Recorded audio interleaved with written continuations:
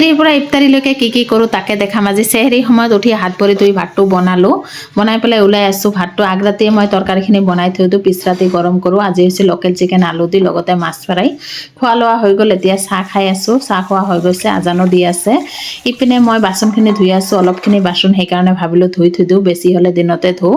বুট আৰু দালি তিয়াই থলোঁ ইফতাৰীৰ কাৰণে। তাৰপিছত এয়া মই নমাজটো কৰিলোঁ, আজান দি আছে, নমাজ পঢ়া হৈ গৈছে। তাৰপিছত লাইটটো বন্ধ কৰি শুই গ'লোঁ। একেবাৰে দুপৰীয়া 11টা মানত উঠিছোঁ, অলপ আগতে উঠিছোঁ। উঠি পেলাই কাম চাম কৰিলোঁ, বহুত কাম থাকে নহয়। কাম চাম কৰি পাকঘৰত সোমাইছোঁ।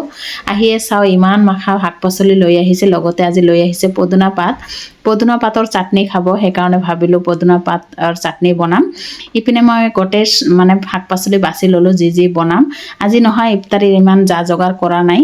এয়া দেখিছে নহয়, গোটেই দালি চালি বনাই আছোঁ। আজি মই বুট আৰু পকৰীয়ে বনাম ইফতাৰীৰ সময়ত। আৰু ইপিনে মই পদুনা চাটনি বনাইছোঁ। ইয়াত আছে পদুনা পাত, ৰচুন আৰু অলপ জলকীয়া দি শিলপাতাত বটি লৈছোঁ। আৰু ইপিনে গৰৈ মাছ লৈছোঁ, গৰৈ মাছৰ চাটনি বনাম। আৰু সজনা বনাইছোঁ, ভেন্দি ভাজি বনাইছোঁ, আৰু ইপিনে দালিও বনাইছোঁ। ভাবিলোঁ ইফতাৰী কৰি অলপ পিছতে ভাত খাম, আৰু বেঙেনা ফ্ৰাইও কৰিছোঁ। আজি একদম শ্বৰ্টকাট ইফতাৰী বনাইছোঁ মই।